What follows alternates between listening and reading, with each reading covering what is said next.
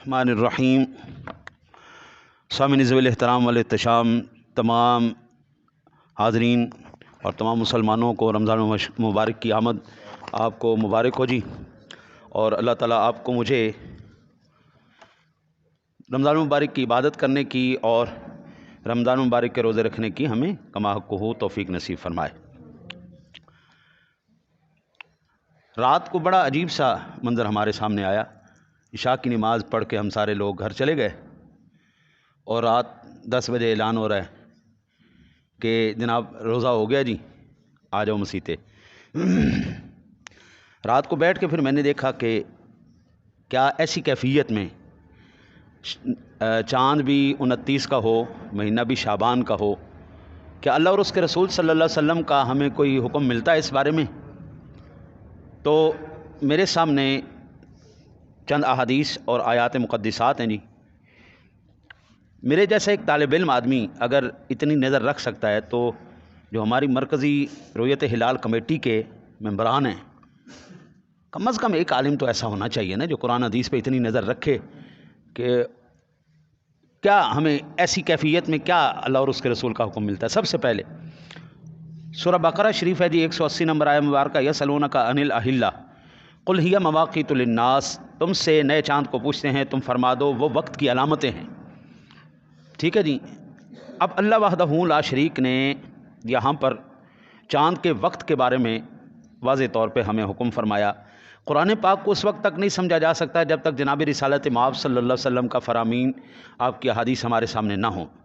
یہ حدیث پاک میں صحیح بخاری شریف میں سے تلاوت کرنے کی سعادت حاصل کر رہا ہوں جی۔ عن عبداللہ ابن عمر ان رسول اللہ صلی اللہ علیہ وسلم ذکر رمضان فقال لا تصوموا حتى تروا الحلال ولا تفطروا حتى تروه فإن غم عليكم فاقدروا له۔ عبداللہ ابن عمر رضی اللہ تعالیٰ عنہ سے مروی ہے کہ رسول اللہ صلی اللہ علیہ وسلم فرماتے ہیں روزہ نہ رکھو جب تک چاند نہ دیکھ لو، اور افطار نہ کرو جب تک چاند نہ دیکھ لو، اور اگر ابر ہو، ابر کہتے ہیں بادل کو، رات کو کیا تھے؟ بادل تھے، اگر ابر ہو تو مقدار پوری کرو۔ یہ صحیح بخاری شریف کے حدیث پاک میرے سامنے۔ بادل ہوں 29 شعبان کو، تو حضور نے کیا ارشاد فرمایا؟ رمضان کا اعلان نہیں کرنا، تم مہینہ پورا کرو۔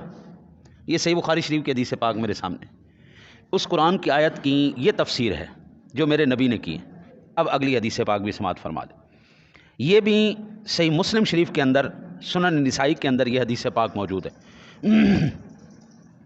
عن ابی ہریرہ یقول قال نبی صلی اللہ علیہ وسلم او قال ابو القاسم صوموا لرؤیتہ وافطروا لرؤیتہ فإن اغمی علیکم فاکملوا عدۃ شعبان 30۔ صحیح بخاری شریف کے اندر بھی، صحیح مسلم شریف کے اندر بھی، سنن نسائی کے اندر بھی یہ حدیث پاک موجود ہے۔ حضرت ابو ہریرہ روایت کرنے والے ہیں کہ حضور نبی اکرم صلی اللہ علیہ وسلم نے ارشاد فرمایا چاند دیکھ کر روزہ رکھنا شروع کرو، چاند دیکھ کر افطار کرو، اور اگر ابر ہو 29 شعبان کو اگر بادل ہوں تو گنتی کو پورا کرو۔ ٹھیک ہے جی۔ پورے پاکستان میں اعلان ہو گیا، چاند نظر نہیں آیا۔ بنگلہ دیش ہمارا حصہ تھا، اعلان ہو گیا چاند نظر نہیں آیا۔ بھارت ہمارے سے، ہمارا بارڈر ان کا بارڈر ایک ہی ہے، چاند ادھر نظر نہیں آیا۔ ان کا میں ذمہ دار نہیں ہوں، لیکن انہوں نے جو واضح طور پر ان کے جو ماہر فلکیات تھے انہوں نے ان سے لیا۔ ان کے ماہر فلکیات کیا بتا رہے تھے؟ چاند نظر نہیں آیا۔ ہمارے بھی کہہ رہے تھے، کچھ نے کہا آ سکتا ہے، اس کی عمر اتنی ہے، اگر آیا بھی تو 15 منٹ تک، 7:15 تک اس کی رؤیت ہو سکتی ہے، اس کے بعد۔ ہمیں 2 سال پہلے بھی رات کو 11 بجے تراویحیں پڑھوا دیں، پچھلے 2 سال پہلے رات 12 بجے اعلان کرنا پڑا جی چاند نظر آ گیا، چلو جی ہن سویرے عید پڑھنی ہے۔ ہاں جی، حضور میرا جیسا ایک طالب علم آدمی قرآن حدیث کو دیکھ سکتا ہے، مجھے کوئی زیادہ دیر نہیں لگی، آدھا گھنٹہ لگا جی، کتابیں کھولیں میرے سامنے سارا کچھ آ گیا۔ کم از کم اتنے بڑے منصب پر جب آپ کسی بندے کو فائز کر رہے ہیں، اگر تو یہ کہلاتا ہے یوم الشک، شک کے دن آ جائے نا تو پھر حضور کے یہ واضح فرمان ہے، اور پھر شہادتیں جو لی جائیں گی اس کا کرائٹیریا کیا ہے؟ اچھا جی، کہتے ہیں جی ان ابن عباس قال جاء اعرابی الی النبی صلی اللہ علیہ وسلم قال انی رأیت الہلال قال الحسن في حديثه يعني رمضان قال تشهد ان لا الہ الا اللہ قال نعم قال اتشهد ان محمد رسول اللہ صلی اللہ علیہ وسلم قال نعم قال یا بلال اذن فی الناس فلیصوموا غدا۔ حضرت ابن عباس رضی اللہ تعالیٰ عنہ سے روایت ہے، کہتے ہیں کہ ایک عربی نے حضور کی خدمت میں حاضر ہو کر عرض کی میں نے رمضان کا چاند دیکھا ہے۔ فرمایا تو گواہی دیتا ہے کہ اللہ کے سوا کوئی معبود نہیں؟ عرض کی ہاں۔ فرمایا تو گواہی دیتا ہے کہ محمد صلی اللہ علیہ وسلم اللہ کے رسول ہیں؟ اس نے کہا۔ ارشاد فرمایا اے بلال لوگوں میں اعلان کر دو کہ کل روزہ رکھیں۔ ٹھیک ہے جی۔ اگلی حدیث پاک عن ابن عمر قال طرى الناس الحلال فاخبرت رسول اللہ صلی اللہ علیہ وسلم انی رأیته فصام وامر الناس بصيامه۔ ابن عمر رضی اللہ تعالیٰ عنہ سے روایت، لوگوں نے باہم چاند دیکھنا شروع کیا، میں نے حضور کو خبر دی میں نے چاند دیکھا ہے، حضور نے بھی روزہ رکھا، لوگوں کو روزہ رکھنے کا حکم فرمایا۔ یہ ابو داؤد شریف کی حدیث پاک ہے۔ یہاں سے ایک بات میں واضح کرتا چلوں، میری آپ کی آنکھ سے ہر چیز چھپی رہ سکتی ہے، ہمارے لیے حکم وہی صحیح بخاری شریف، مسلم شریف، نسائی شریف کی حدیثیں، قرآن پاک کی آیات مقدسات ہیں۔ ہمیں اگر شک پڑے گا تو ہم حضور کی حدیث پر عمل کرتے ہوئے اس شک کو پورا کریں گے۔ شعبان ہمارے پورے ملک پاکستان میں مطلع ابر آلود تھا، بالکل عینی ہی بے عینی ہی آپ کو حدیث پاک پر عمل کرنے کا موقع مل رہا تھا، صحیح احادیث اسناد صحیح، تو پھر کیا مسئلہ تھا؟ کیا وہاں پہ کوئی عالم ایسا نہیں بیٹھا ہوا تھا جو ان کو بتا سکتا؟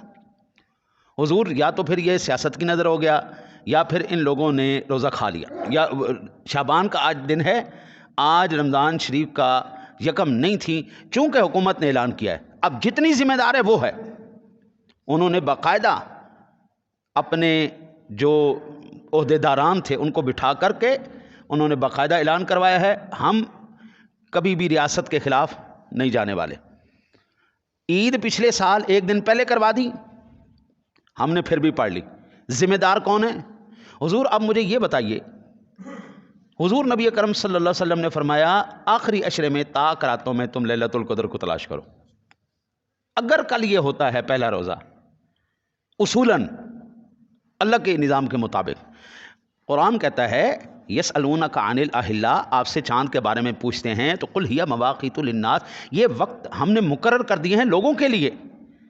جب اللہ نے ایک نظام مقرر کر دیا میرے بھائی ہمارے لیے، ہماری آسانی کے لیے، اگر آج مطلع ابر آلود نہیں ہوتا، صاف ہوتا ہے، چاند نظر آتا ہے جی، آج روزہ بنتا ہے جی، کل بنگلہ دیش میں بنا، ہندوستان میں بنا، ہمارے آس پاس سب بنا، ہمارے میڈیا سارا اعلان کرتا رہا کہ جناب پاکستان لاہور میں نظر نہیں آیا، اسلام آباد میں نظر نہیں آیا، کراچی میں نظر نہیں آیا، 24 کمیٹیاں مل گئیں، انہوں نے اعلان کر دیا نہیں نظر آیا، ایک بندہ اٹھ کے کہتا ہے جی نہیں نظر آ گیا جی۔ اب یہ ریاستی اعلان تھا، ہمارے اب جتنے بھی وہ وبال بنے گے، اب بندہ 10 راتیں جاگے یا 11 راتیں جاگے، لیلۃ القدر 21واں روزہ ہوگا یا 22واں ہوگا، ہم 23 کو عبادت کریں یا 24 کو کریں، سارا کام گڑبڑا گیا۔ اللہ کے رسول صلی اللہ علیہ وسلم کے بارے اما عائشہ کہتی ہیں، عائشہ رضی اللہ تعالیٰ عنہا تقول کان رسول اللہ صلی اللہ علیہ وسلم یتحفظ من شعبان ما لا يتحفظ من غیرہ ثم یصوم لرؤیتہ رمضان فإن غم علیہ عدا 30 یوما ثم صام۔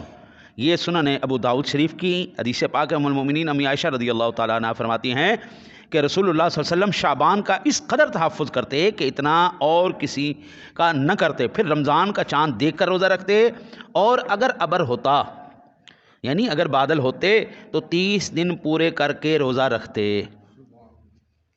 یہ احادیث ہے، جس کا دل کرے نوٹ کرے۔ اب تو میری جان ہر ایک کے فون میں وہ آ گیا ہے، وہ حدیث کھول کے سامنے کر دیتا۔ کم از کم میرا پیغام جو جہاں تک پہنچا سکے یہ ارباب اقتدار تک، یار کم از کم اتنے بڑے عہدوں پر جس کے اوپر ہمارے سارے مسلمانوں کی عبادتیں ٹکی ہوئی ہیں، ہمارے سارے مسلمانوں کی ریاضتیں ٹکی ہوئی ہیں، جناب روزے ٹکے ہوئے ہیں۔ حضرت جی آج رات کو نا جی جب اعلان ہوا، ہم نے 10:30 بجے تراویحیں شروع کی، 11:30 بجے ختم ہوئی، پھر وتر پڑھتے دعا کرتے 11:45 ہو گئے۔ 11:45 بجے کچھ افراد تو آ گئے جنہوں نے مکمل قرآن پاک سننا تھا، 1.25 سپارہ رات کو نکل گیا، ان کا قرآن پاک تو رہ گیا۔ اب یہ وبال کس کے سر؟ ریاست کے سر پہ۔ اب وہ نااہل افراد جو وہاں پر بیٹھ کر فیصلہ کر رہے تھے، کم از کم یہ ارباب اقتدار کے کانوں میں یہ حضور کا فرمان ہونا چاہیے، ان کے کانوں میں یہ ہونا چاہیے کہ حضور کا اپنا عمل کیا تھا، اما جی عائشہ کیا کہہ رہی ہیں، صحابہ کرام کیا کہہ رہے ہیں، احادیث کیا کہہ رہی ہیں، قرآن پاک ہمیں کیا بتا رہا ہے؟ اللہ کے بندو، یہ صرف اور صرف نااہلی کا ہے۔ دعا کرو، اللہ تعالیٰ ہمیں حکم انہوں نے دیا، ہم نے ریاست نے کہا، ہم نے شروع کر دیا، بس آپ دعا کریں اللہ تعالیٰ اپنے حبیب کا صدقہ ہمیں رمضان مبارک کی مبارک ساعت بھی نصیب فرمائے، اور اس کے اندر ہمیں رمضان مبارک کے روزے بھی مکمل رکھنے کی توفیق نصیب فرمائے۔ اللہ سے دعا ہے اللہ آپ کو مجھے عمل کی توفیق عطا فرمائے۔ اللہم صلی علی سیدنا و مولانا محمد